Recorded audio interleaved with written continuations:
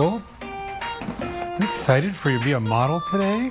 It's not every day you see a pony inside a photography studio. And I'm going to want her head to turn into the light this way, okay?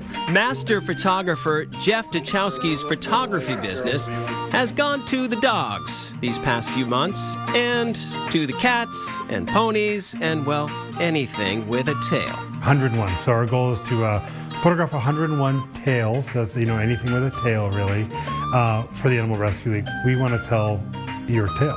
Let's create an art book illustrating how people feel about their animals. And we wanted to make kind of character-driven portraits of these animals and allow the owners or the parents or whatever they want to call themselves a chance to tell us what they think about their animals.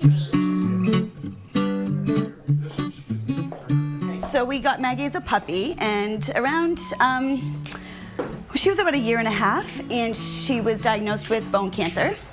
So at that time, we made the best decision to amputate her leg. They told us that she probably wouldn't see her second birthday. So she's 9.5, so it's really kind of cool. Family portraits are our big forte. Pets are kind of also our love. We have a rescue dog as well, so right in our back pocket is this love for these little animals that bring us a lot of joy. Each animal has a unique story to tell, like Sydney. Her owners joke that she is part of the Witness Protection Program. Sydney, formerly known as Sprite, was the sting dog, and so she became our rescue after she was deemed healthy and cleared, and yeah, so we've had her for about 2.5 years. Jeff pulls out all the tricks to get that picture-perfect image. Go for a ride? You wanna? As you can imagine, photographing animals comes with some unique challenges. It is a little frustrating because, when I see an animal that is beautiful and has got great features, and I want to really let the light tell their story, I can't just say, turn your head a little bit to the left. Now down a little bit. Right there, that's good. Now hold that.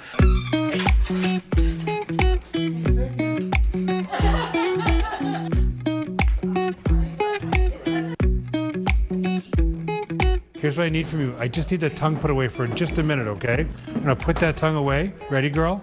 You ready? Are you ready to go? Kathy Enegas is president and CEO of the Animal Rescue League. So my partner in crime's name is Zip, and he really is my husband's dog, but he tolerates me for feeding and running outside. She says the project will go a long way in helping them help more animals. If, in fact, we can get 100 people to do this, then that will raise about $15,000 for us, and that will certainly support our mission. We have about 2,100 animals come through the shelter every year, and we take care of all their medical needs as well as their behavioral needs and get them out to new homes as soon as possible.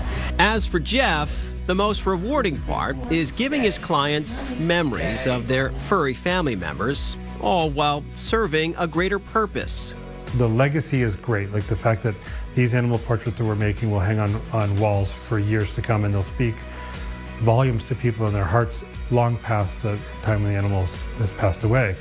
And then that we're helping other people find joy by helping to fund the Animal Rescue League and their mission, which is saving the lives of animals and getting those animals into people's hands, helping that joy move forward in lots of different ways. Oh.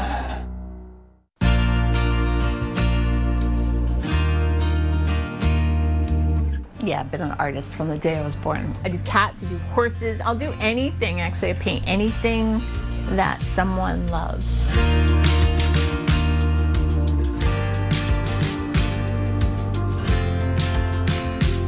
Gloria Najaki tells the story of man's best friend through her paintbrush. And so I paint in shapes. So they're from large shapes, and then the shapes just start getting smaller and smaller. And then I have to make that decision, is that shape important? I need to be inspired by the relationship that exists here with this animal. Who are they to you? Why is this animal being painted? Nobody paints just a dog. You paint a dog that changed your life, that was with you through veterinary school, that was by your side during a hard divorce, that was there with you since you were a child that taught you something. She was inspired to enter into a career putting canines on canvas after she fell in love with a dog that she says changed her life. It was like percolating, and I said, I have to paint his story. I have to paint who he is. These images, they really keep me up. So I started to paint him, and then other people started saying, do you paint other dogs? Yeah, what I realized was that I don't just paint dogs, I paint a story. And so that was, my guy had a story. He had a story to tell. Now she spends her days and nights surrounded by other stories that need to be told. But there's something that's infused in a painting that's alive. When I go in my studio, it's me and the painting. And something moves through, and all is informed. And so it isn't me. I'm a conduit, and I trust that now. It took me a while. And I do, I trust it. It's a big undertaking when someone says, this animal is my life. They saved my life. They rescued me. I want them painted, I want them honored. That's huge. It's a lot. And I had to learn to stand in that and saying, I can do that.